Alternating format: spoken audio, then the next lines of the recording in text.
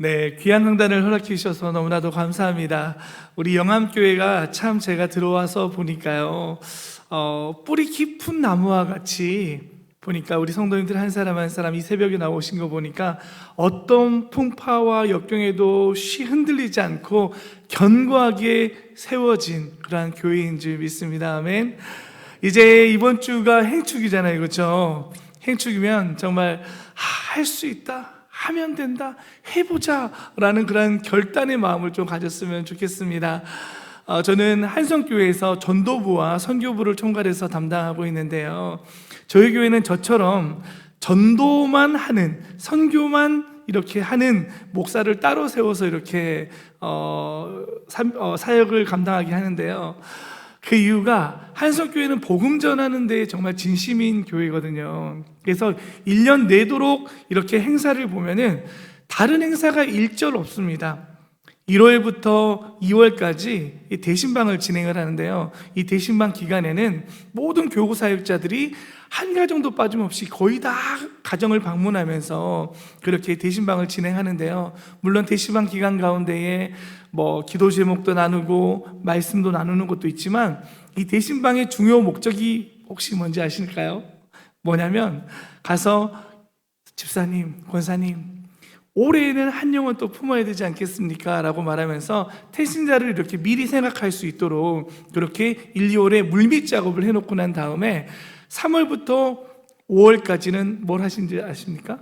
행복한 사람들의 봄축제를 합니다. 그리고 또 봄축제가 끝나고 나면 6월달부터 8월달까지 뭘 하냐면 여름 단기 선교를 갑니다.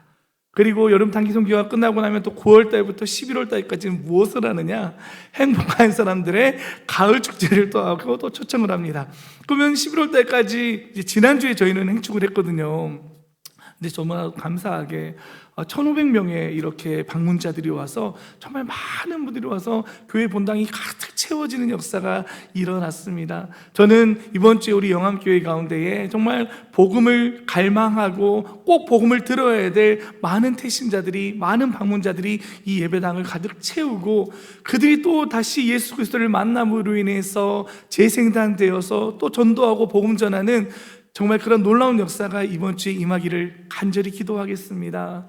그래서 11월 달까지 이렇게 행축 끝나고 나면요, 이제 저희가 행축이 끝났는데 무엇을 하느냐? 또 12월 달부터 1월 달까지 몽골 선교를 준비를 하고 있습니다. 몽골 선교, 맨날 선교를 하는데요. 왜 몽골이냐? 여러분, 겨울에 몽골을 혹시 가보신 분 계실까요? 영하 40도예요. 비행기에서 딱 내리면 코에 숨을 쉬면 코가 얼 정도로 그렇게 차가운 나라거든요. 근데 몽골이라는 나라가 겨울에는 선교사님들이나 이렇게 단기 선교를 잘 오지 않는다고 합니다. 그래서 저희가 몽골을 정해서 수백 명의 성도님들이 몽골 땅을 품고 또 가서 복음을 증거하는, 그러니까 1년 360 내내 뭐 하느냐? 전도하고 선교하는 교회이기 때문에 저처럼 전도부, 선교부를 담당하는 목사를 세워서 이렇게 나가고 있는데요, 이렇게 복음을 증거하다 보니까 도은호 목사님이 한성교회에 처음 부임하셨을 때에 교회가 굉장히 재정적으로도 어려웠고 또 성도님들도 많이 이탈되어진 상태에서 오셨는데, 그때 당시에 이제 15년 전쯤 성도가 한 500명 정도밖에 되지 않았는데, 지금은 복음 전하는 교회로 계속해서 목회 철학을 가지고 나아가다 보니까 지금은 7,000명의 성도님들이 함께 이렇게 예배를 드리고 있습니다. 그래서 저는 우리 영암교회도 정말 우리 훌륭한 목사님, 제가 행축 때도 아카데미 때도 잠깐 우리 목사님을 잠깐 만나 뵀는데요, 정말 열정이 있는 목사님이십니다. 그래서 저는 우리 영암교회가 우리 조 목사님을 통해서 정말 부흥하고 성장하는 것들을 같이 꿈꾸면서 나아갔으면 좋겠습니다. 아멘. 그렇게 되어질 줄로 믿습니다. 아멘. 수년 내에 이 영암교회 가운데 놀라운 부흥의 역사가 임하게 될 줄로 믿습니다. 아멘. 그러기 위해서는 여러분 한 사람 한 사람이 하나님이 찾으시는 한 사람, 하나님이 쓰시는 한 사람이 되었으면 좋겠습니다. 오늘 본문의 말씀을 보면요, 순종하지 않은 한 사람과 순종한 한 사람, 이렇게 두 사람, 한 사람 한 사람이 나오죠. 먼저 앞서 순종하지 아니함으로 많은 사람을 죄인 되게 한 사람이 여러분 누굴까요? 첫사람 아담이죠. 그렇죠? 아담의 죄로 인해서 그의 죄의 전가를 통해서 온 인류가 죄인이 되었습니다. 그리고 이어서 또 한 사람이 등장하게 됩니다. 누굴까요? 순종하는 사람, 예수 그리스도를 통하여서 의의 전가를 통해서 우리는 구원함을 받게 되었습니다. 이처럼 성경 곳곳에는요, 한 사람의 중요성에 대해서 계속해서 그렇게 기록하고 있습니다. 이처럼 교회 공동체 내에서도요, 이 한 사람이라는 것은 참 중요한데요. 제가 간증을 좀 짤막하게 하자면, 제가 한 사람 때문에 교회를 떠나게 되는 일이 있었습니다. 제가 초등학교 4학년 때였는데요. 당시에는 여름 성경학교 같은 것을 합니다. 여름 성경학교를 하면은 2박 3일 동안 아이들이 이렇게 예배당에 모여가지고 여러 가지 찬양도 하고 말씀도 듣고 레크레이션도 하고 막 여러 가지 이런 행사들을 하잖아요. 그런데 오늘처럼 이제 우리 영암교회처럼 행축을 하루 한 주 앞두고 이제 선생님이 이번 여름 성경학교에는 달란트 잔치가 있습니다 라고 하는 거예요. 그러면서 앞에 보자기를 딱 씌워놨는데 이제 주일날 친구들이 다 아이들이 모여있는 상태에서 보자기를 딱 오픈하는데 앞에 선물들이 쫙 있는 거예요. 선물들이 쫙 있는데 맨 앞에 뭐가 있냐면, 당시 이제 제가 어렸을 당시에는 무선 RC 자동차가 있었어요. 빨간색 스포츠카 자동차인데요, 이렇게 손으로 쭉 하면 자동으로 막 움직이는 그러한 자동차 RC카가 있었는데 맨 앞에 있는데 너무 색깔이 용롱하고 너무 이쁜 거예요. 그래서 몇 달란트인지 보니까 100달란트인 거예요. 그래서 제가 마음속으로, 야, 저거는 내 거다, 저 100달란트 저 무선 RC 자동차는 내 거다라고 마음을 품고, 제가 여름 성경학교 때 데리고 올 수 있는 친구들을 다 데리고 왔습니다. 왜일까요? 친구를 데리고 오면 한 사람당 10달란트를 주기 때문에 제가 이미 벌써 5명을 또 동네 친구들한테, 야, 교회 가자, 성경학교 가자 해가지고 5명을 데려와서 50달란트를 먼저 확보하고, 근데 50달란트로는 안 되잖아요. 그래서 앞에서 이 육중한 몸을 가지고 막 율동도 하고, 그리고 당시에 레크레이션을 하는데 이쑤시개를 입에다 물고 이쑤시개를 푹 날려가지고 제일 멀리 날아가면은 뭐 5달란트 주고, 아무튼 여러 가지가 있었어요. 또 신발 멀리 날리기도 있었고, 뭐 앞에서 전사님 설교하는데 아멘 아멘 하고 어이구 언제 나와 하면 2달란트 받고, 이런 식으로 2박 3일 동안 그 무선 RC카를 받기 위해서 정말 열심히 제가 참여를 했거든요. 그리고 이렇게 본당인데 절반을 나눠서 절반은 남자친구들이 자고 절반은 여자친구들이 자는데, 이제 둘째 날이 다 끝났어요. 그래서 제가 밤에 달란트를 세어봤어요. 쫙 세어보니까, 여러분 혹시 몇 달란트인지 아십니까? 99달란트인 거예요. 근데 1달란트가 부족해서 내일 저거를 못 살 거라고 생각하니까 그 어린 마음에 잠이 오지 않는 거예요. 그래서 절대로 해서는 안 될 생각을 하게 됩니다. 뭐냐면, 당시 교육자실에 달란트가 있다는 사실, 전도사님 책상 밑을 열어보면 그 안에 달란트가 있다는 사실을 제가 인지하고, 모두가 잠든 새벽에 절대로 해서는 안 될 생각을 하고 몰래 전도사님 방에 들어가가지고 사무실에 들어가서 많이도 빼오지 않았습니다. 딱 1달란트만 딱 꺼냈어요. 꺼내고 그 1달란트를 가슴에 품고, 내일 이제 100달란트면 저 RC카는 내 거야 하고, 다음날 아침에 이제 눈을 떠서 달란트 잔치가 딱 시작이 되는데, 제가 제일 먼저 달려와서, 선생님 이거 100달란트입니다 RC카 주세요 라고 하니까요, 당시 달란트 잔치를 하는데 그걸 판매하는 선생님이 한 21~22살 정도 되는 그냥 여자 선생님이었습니다. 청년 선생님이었거든요. 제가 100달란트를 딱 주면서 달라고 하니까 저를 아래 위로 힐끔힐끔 쳐다보는 거예요. 그러면서, 야, 서건재, 너 1달란트 어디서 났어? 이러는 거예요. 어떻게 알았느냐? 제가 달란트를 나갈 때마다 선생님들이 다 이렇게 달란트를 기록해나 봐요. 얼마 나갔는지에 대해서 이제 기록을 다 해놨나 봐요. 그러면서 이 선생님이, 야, 건재 달란트 훔쳤다 이러는 거예요. 주변에 아이들이 얼마나 많겠습니까? 그 앞에서 그 선생님이, 야, 성원지 도둑놈이다 이렇게 막, 청년 선생님도 이제 약간 어렸는데 저를 놀리려고 얘기를 했는지는 모르겠지만, 그 얘기를 듣고 나니까 제가 너무 얼굴이 울그락불그락 되는 거예요. 그래서 100달란트를 그냥 책상 위에다 올려놓고 집으로 막 뛰어갔습니다.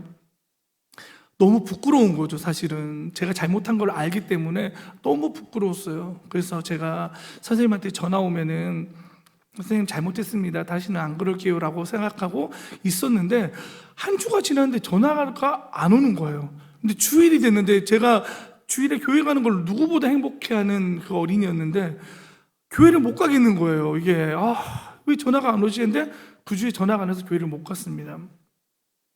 다음 주가 되면 연락이 오겠지 했는데 다음 주도 연락이 안 오고 3주, 4주가 지나도 이렇게 연락이 안 오는 겁니다. 물론 제가 이렇게 잘못했죠. 그때 제가 어린 기억에 느꼈던 게 뭐냐면, 야, 이런 사소한 죄도 죄를 지으면 내가 가장 소중하고 내가 가장 사랑하는 것을 잃게 될 수도 있구나라는 생각이 들었습니다. 저는 이렇게 해서, 저는 근데 또 지금 생각해 보면은 그 선생님이 좀 더 지혜롭게 이렇게 저를 대해줬으면 어땠을까라는 생각을 합니다. 그래서 저는 그 선생님 한 사람으로 인해서 이제 교회를 가지 못했습니다. 근데 참 교회도 좀 너무한 게, 제가 교회를 안 나오면 한 번쯤은 연락을 하거나 찾아올 만도 한데 찾아오지도 않고, 그래서 제가 교회를 떠나면서 질풍노도의 시기를 겪게 됩니다. 시간이 흘러서 중학교 2학년 때까지, 초등학교 4학년 그 여름 성경학교 그 해부터 제가 교회를 가지 않아서 중학교 2학년 때까지 이제 교회를 계속 가지 않았어요. 그런데 한 사람을 통해서 제가 교회를 다시 오게 되는 일이 있었는데요.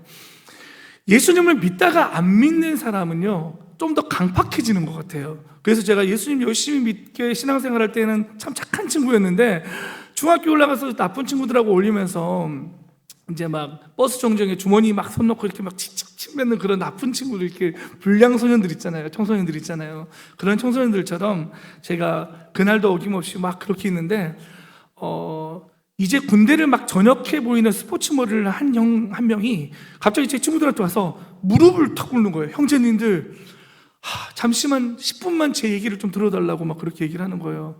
근데 친구들이 뭐야 하고 막 다 가는데, 하필이면 그 형이 제 바지끄레기를 붙잡고 형제님 제 얘기를 조금만 들어주십시오 그러는 거예요. 그래서 내가 네 하고 얘기를 듣는데, 무슨 얘기를 하느냐, 다른 얘기를 하는 게 아니에요. 형제님, 하나님께서 이 천지를 창조하셨습니다. 그리고 형제님을 위해서 마지막 피 한 방울까지 타서 이게 복음에 대한 얘기를 막 하는 거예요. 제가 어렸을 때 그래도 여름성경학교를 다니고 주일학교를 다녀서 다 들었던 내용인데, 그 10분간의 내용을 막 듣고 있는데 가슴이, 마음이 조금 이상해지는 겁니다. 이상해져서 그 형이 마지막으로, 형제님 이번 주 일요일 주일날 11시에 이 자리에서 다시 저를 꼭 만났으면 좋겠습니다 라고 말하고 헤어졌어요. 버스를 타고 가는데요, 마음 한켠에 계속 마음이 좀 이상하더라고요. 그래서 제가 주일이 됐습니다. 그곳에 갔을까요, 안 갔을까요? 네, 갔습니다. 갔어요. 30분 전에 가서 오랜만에 교회 간다는 생각을 하니까 조금 설레이더라고요. 그래서 30분 전에 가서 딱 기다렸는데, 시간이 다 됐는데 11시가 다 되어가는데 그 형이 안 오는 거예요. 그래서 기다렸어요. 좀 늦겠나 싶어서 기다렸죠. 그 형님이 왔을까요, 안 왔을까요? 오지 않았는가, 안 오는 거예요. 어떻게 안 올 수가 있었는데, 제 마음 가운데 어떻게 약속을, 이 나쁜 놈이라고 생각되는 게 아니라, 내가 이양 교회에 이렇게 가려고 나왔으니까 전에 다니던 교회를 한번 가볼까? 라는 마음이 딱 들더라고요. 그래서 전에 다니는 교회로 갔어요. 갔더니 예배가 이제 끝나고 사람들 막 나오는데, 저를 보더니 권재야 오랜만이다 라고 하면서 저를 막 집사님들이나 막 선생님들이 막 너무 반겨주는 거예요. 집 나간 탕자가 돌아온 것처럼 막 반겨주시더라고요. 그래서 제가 그 형 한 사람이 무심코 저를 붙잡고 전했던 그 복음을 통해서 제가 다시 교회를 이렇게 가게 되었습니다. 이처럼 여러분, 한 사람을 통해서 누군가 실족할 수도 있고 시험에 들 수도 있고요, 또 한 사람을 통해서 누군가는 다시 회복되어질 수 있는 역사가 임할 수 있다는 것입니다. 그렇다면 우리 사랑하는 영암교회 성도님들은 어떤 사람이 되었으면 좋겠습니다. 어떤 사람이 되었으면 좋겠습니까? 하나님이 세우시는 한 사람, 그리고 사람을 살리는 한 사람으로 세워졌으면 좋겠습니다. 그렇게 해서 제가 쭉 신앙생활을 하는데요, 저희 큰아버지가 교회를 개척하게 되었습니다. 교회를 개척하는데요, 개척교회다 보니까 굉장히 교회가 어려웠는데 2층 상가에다가 50평 남짓한 이런 교회를 개척해서 계속 있는데, 몇 년이 지났는데 갑자기 건물 주인이 터무니없이 세를 올려달라고 하는 겁니다. 여러분, 이 말은 무슨 의미일까요? 나가라는 의미겠죠. 이제 그만 나가라는 의미겠죠. 그래서 개척교회다 보니까 성도님들이 많지 않은 상태에서 누구 하나 뭐 헌금을 내서 교회를 건축할 만한 그런 상황이 아니었습니다. 누구 하나 건축할 만한 상황이 아니었는데, 제가 당시 20대 초반의 청년이었거든요. 그런데 제가 서원을 했습니다. 하나님, 제가 하나님의 전을 건축하겠습니다 라고 서원을 했어요. 그런데 당시 제가 이제 백수였거든요. 백수였는데 기도원에서 생활을 하고 있었어요. 왜 기도원에서 생활을 했냐면, 제가 기도원에서 2년 정도 생활을 했는데 하나님의 목회적인 부르심에 대한 소명이 정말 하나님께서 주신 마음이 맞는지에 대한 부분을 알기 위해서 기도원에서 2년 동안 생활하는 백수 청년이 하나님, 제가 교회를 짓겠습니다 라고 이렇게 고백하면, 혹시 우리 영암교회 성도님들 20대 청년, 백수 청년이 교회를 건축하고 리모델링 해야 되는데 제가 하겠습니다 하면 뭐라고 생각하시겠습니까? 아유, 참 기특하다 그래, 기특해 그래, 뭐 네가 할 수도 있지. 근데 좀 웃기잖아요, 그렇죠? 돈이 많은 청년도 아니고 뭔가를 열심히 뭐 이렇게 일을 하고 있는 청년도 아닌데. 그런데 저는 그때부터 거룩한 꿈을, 비전을 품게 되었습니다. 그래서 하나님 앞에 새벽마다, 기도원에서 교회까지 거리가 약 30분 정도 되거든요. 하루도 빠짐없이 새벽마다 달려가서 예배드리고, 그리고 당시에 돈이 없었지만 기도원에서 맨날 간장에다 밥 비벼 먹고 이렇게 김치에다 밥 먹고 그럴 때였거든요. 뭐 사 먹는 것도 돈이 없어서 사 먹지 못하는 그런 상황이었는데, 매일 1,000원씩 이렇게 헌금을, 하나님, 제가 하나님의 예배당을 건축하고 싶습니다 라고 해서 1,000원씩 매일 이렇게 올려드렸어요.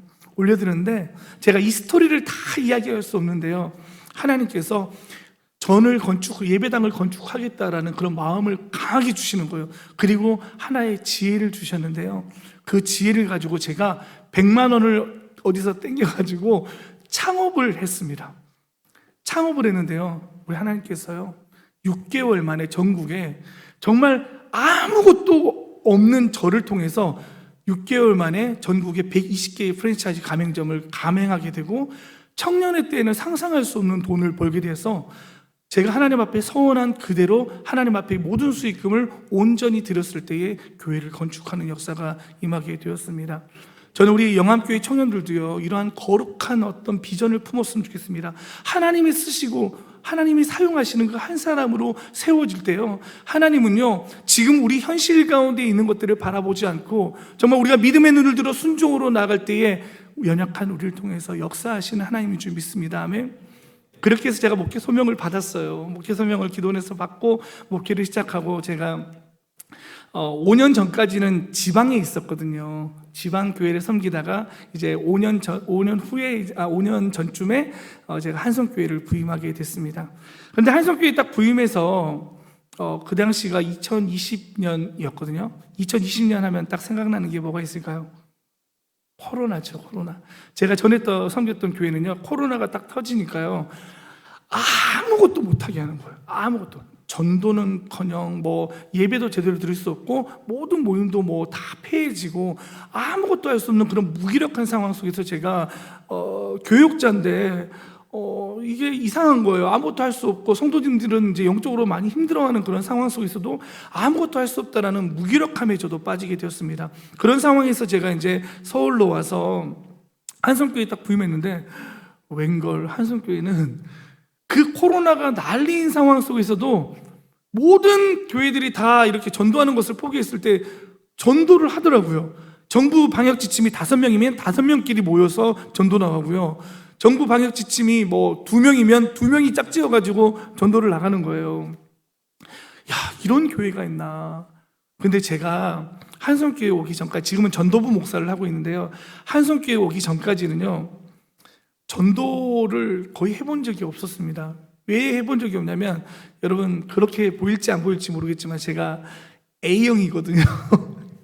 근데 저는 A형 치고도 이 소심한 A형이어가지고 길거리에서 전도지를 이렇게 나누면은 거절당하잖아요.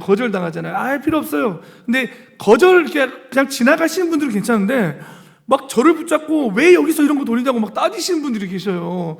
한번 그걸 경험하고 나니까 제가 전도 시간이 되면 이제 노방도도 나가자 그러면 막 마음이 불안하기 시작하는 겁니다. 그래서 당시 전도사하고 목사임에도 불구하고, 부끄러운 고백이지만 전도 시간에 배 아프다고 화장실에 가가지고 화장실에 앉아가지고 전도차가 떠날 때까지 앉아 있다가 전도차가 딱 떠나고 나면 아이고 갔네. 오늘은 못 나가겠네. 오늘 교회 청소해야겠다. 정리해야겠다. 이렇게 할 정도로 전도하는 게 되게 이게 두렵더라고요. 근데 한성교회에 왔는데 모든 성도님들이 다 전도를 나가는데 저도 전도를 안 나갈 수가 없더라고요. 그래서 처음에는 성도님들하고 같이 전도를 나가다가 제가 한 번에 열매를 맺게 됩니다. 길거리에서 우연히 만난 사람이 제가 이렇게 전도를 하려고 한 게 아니라 그분이 교회를 찾는데 혹시 이 근처에 교회 어디가 좋냐고 이렇게 물어보시는 거예요. 그래서 한성교회가 너무 좋습니다. 이렇게 설명을 했더니 그분이 교회를 등록하고 나니까 이 한 사람이 등록하고 나니까 너무 이게 자신감이 생기는 거예요.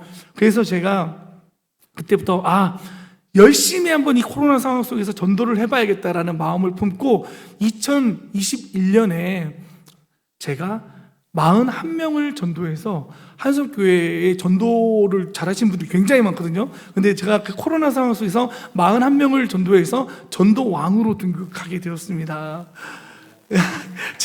제가 잘해서 그런 게, 저는 소심한 사람이라고 그랬잖아요. 제가 잘해서 그런 게 아니라 어떻게 그렇게 되냐면 첫 번째는 내가 전도해야겠다는 마음을 품게 되었고, 마음 품은 것에서 끝난 것이 아니라 내가 구체적인 계획을 가고 액션을 취해야겠다는 생각을 가지고 거점을 정했어요. 거점. 우리 성도님들이 보니까 다 거점을 정하는 거예요. 전도 거점을 정하는 거예요. 그래서 제가 한성교회 근처에 있는 제가 섬기던 교구의 지역에 양천도서관이라는 곳이 있어요. 양천도서관에 그렇게 거점을 딱 정하고, 하나님, 제가 여기서 복음 전할 때 하나님 많은 영혼들을 붙여주십시오라는 마음을 갖고 매주 화요일과 금요일 똑같은 시간에 한 주도 거르지 않고 제가 전도를 나가는데요. 처음부터 전도지를 나눴던 것은 아닙니다. 제가 제 차에다가 이 작은 생수가 있거든요. 되게 작은 생수가 있는데 생수를 4박스씩 실어가지고 제 사비로 4박스씩 사가지고 이렇게 들고 도서관에 가니까 공부하다가 잠시 쉬시는 분도 계시고 또 도서관 옆에 보니까 공원이 있는 거예요. 공원에서 운동하시는 분들도 계시고 해서 제일 필요한 게 뭘까를 봤을 때 물이더라고요. 생수. 그래서 생수를 들고 코로나 연재인데 마스크 쓰고 제가 막 안녕하세요, 행복한 하루입니다 해서 이렇게 다들 코로나인데 우울하잖아요. 근데 제가 막 웃으면서 행복한 하루입니다 하고 생수를 나눠주기 시작했어요. 그러니까 사람들이 이 사람은 뭔데 와서 생수를 나눠주는 거야? 처음에 그런 표정으로 봤는데 제가 목사라는 정체성을 밝히지 않고 그렇게 해서 3개월 동안 매주 화요일, 금요일 같은 시간대 가서 생수를 나눠주기 시작하니까요, 제 별명이 생수 아저씨로 통했습니다. 생수 아저씨가 되니까 이제는 제가 나눠주러 가지 않아도 아저씨 저 생수 하나 주세요 라고 이렇게 마치 당연한 권리를 주장하듯이 사람들이 막 생수를 달라 그래요. 그러면 저는 이제 가서 생수 나눠주다가 이제 어느 정도 때가 됐다 싶어가지고 행축을 앞두고, 이제 코로나 상황에서도 저는 행축을 했거든요.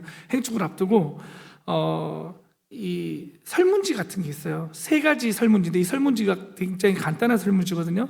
설문지를 통해서 이 사람이 교회에 대해서 어떻게 생각하는지를 알 수가 있어요. 이제부터 이제 한국 사람들은 뭔가를 먹여놓으면 거절을 못해요. 그래서 제가 안녕하세요, 사실은 제가 저기 웃는 교회라고 써있는 한성교회 목사인데요, 잠깐 설문지 조사 하나만 해주세요 하니까 저한테 그동안 먹었던 게 있기 때문에 안 해줄 수가 없는 거예요. 목사님이세요? 저도 사실은 교회를 다녔었는데 이사 와가지고 지금 교회를 찾고 있는데, 이런 분부터 시작해서 막 저한테 자신의 삶을 하소연하는 분들에서 다 들어주고 하니까 그러면 너무 좋아요. 이번 주에 한번 교회 한번 오실래요? 인생이 변화될 수 있고요. 너무 행복합니다. 막 이렇게 막 얘기했더니 그분들이 한 분 오셔서 그 해에 41명이 등록을 했는데, 제가 최근에 교족부를 뒤져봤어요. 그때 등록하신 분들이 신앙생활을 지금도 열심히 잘 하고 있는지를 봤더니 26분이 계속해서 출석을 하고 있는 거예요.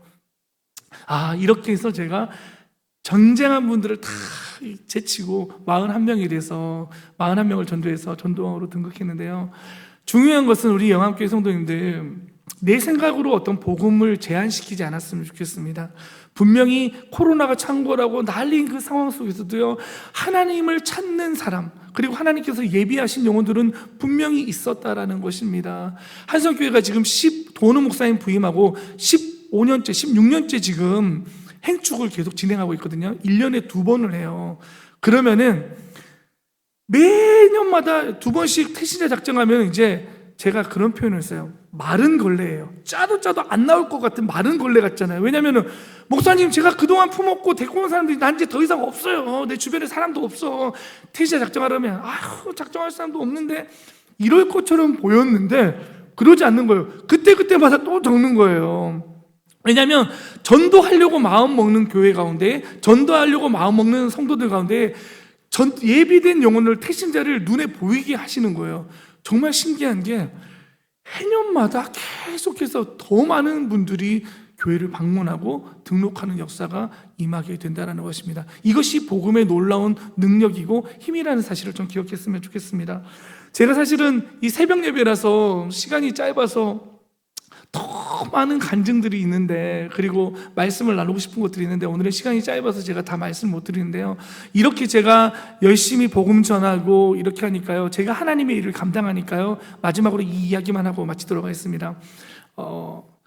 제가 하나님의 일을 하니까 하나님께서 저의 모든 일을 담당해 주시더라고요. 그 증거가 뭐냐면요, 한 가지만 제가 마지막으로 말씀드리면요, 제가 서울에 부임해서 제일 힘들었던 게 뭘까요? 우리 성도님들 혹시 뭐라고 생각하십니까?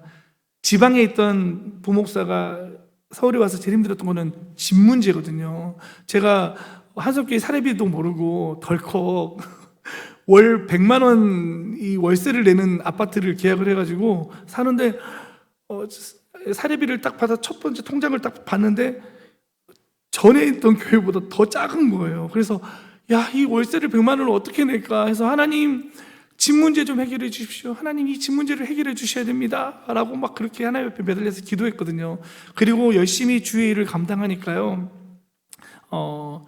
저희 교회 근처에는 이펜하우스라는 SH에서 이렇게 서울주택공사에서 하는 아파트가 있어요. 임대 아파트가 있어요. 그래서 임대 아파트 공고가 나오는데, 사실 저는 그런 것들이, 지방은 아파트가 넘쳐나서 잘 모르는데 여기 와서 이제 그런 임대 아파트가 있어서 서류를 준비해서 보냈는데, 제가 몰랐던 한 가지는 뭐냐면, 서울 연속 거주가 몇 년 돼야 되고, 그 다음에 청약저축이라는 걸 저는 잘 몰랐거든요. 지방에서는 청약저축을 넣어본 적이 없어가지고 청약저축이 몇 번 이상 들어가야 되고 여러 가지 조건들이 있더라고요. 그런 조건을 제가 깡그리 무시하고 그냥 서류를 집어넣습니다. 그래서 기도해서, 하나님, 집 주셔야 됩니다. 그래서 저희 아내 차 타라 그래가지고, 이펜하우스가 1단지부터 5단지까지 대단지거든요. 대단지까지 있는데 뻔뻔하게 우리 아내한테 같이 타면서, 자기 애들 학교도 가려면 3단지를 하나님께서 주셔야 돼요. 3단지도 단지가 엄청 제일 큰 단지인데, 하나님, 314동, 여기가 제일 학교 바로 앞이네요. 314동을 하나님 주시라고 제가 새벽마다 진짜 기도했어요. 우리 아내하고 작정 기도를 해서 314동 달라고. 근데 신방하는데 전화가 뚝딱 온 거예요. SH에서 전화가 온 거예요. 안녕하세요, SH 서울주택공사입니다. 해서 올 것이 왔구나, 됐구나 하고 좋아가지고, 네, 안녕하세요 했더니, 서 권장님이시죠? 네. 왜 1순위 자격도 안 되시는데 서류를 넣으셨나요? 서류를 파기하도록 하겠습니다. 그런 거예요. 얼마나 이렇게 실망이 되는지. 하나님, 제가 정말 열심히 복음 전하고 하는데, 하나님, 새벽마다 또 하나님 앞에 떼었습니다. 하나님, 집 주셔야지. 제가 아니면 저 다시 구미 상무교회, 제가 전에 했던 교회가 구미 상무교회라는 지방 교회거든요. 근데 그 교회 담임 목사님 다시 오라고 하더라고요. 그래서 나 다시 지방으로 돌아가겠습니다. 하나님, 집 주셔야 됩니다 했는데, 한 달 정도 뒤에 또 열심히 또 신방을 하고 전도하고 있는데요, 문자가 한 통 딱 온 거예요. SH 서울주택공사에서 서건지님 314동 716호에 이렇게 됐습니다라고 온 거예요.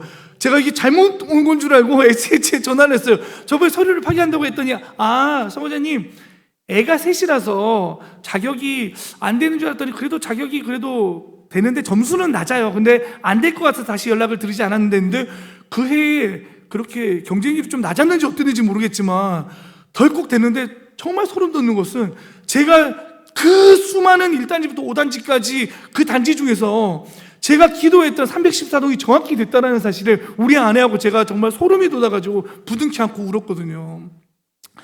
하나님은 이렇게 역사하십니다. 내가 주님의 일을 감당하는 그 한 사람으로 세워질 때 하나님께서 우리 성도님들의 일을 담당하시고 더 좋은 곳으로 채워주시고 복내려 주실 줄 믿습니다. 이번 가을 행축이 이제 이번 주에 있습니다. 여러분 아직도 늦지 않았습니다. 포기하지 말고 하나님 제가 결단하고 그 영혼을 초청하겠습니다. 이번에 오지 않더라도 반드시 또 품고 하나님의 때에 하나님의 방법으로 그를 구원시키실 때까지 제가 끝까지 주의 일을 감당하겠습니다 라고 고백할 때에 여러분을 통해서 영암교회가 놀라운 부흥의 역사가 임하게 되고 이 나라와 열방이 복음의 역사가 일어나게 될 줄로 믿습니다. 그러한 거룩한 꿈과 비전을 품는 그 한 사람으로 세워지는 우리 모두가 되어지기를 주님으로 축복합니다. 우리 찬양하고 기도하고 나가도록 하겠습니다.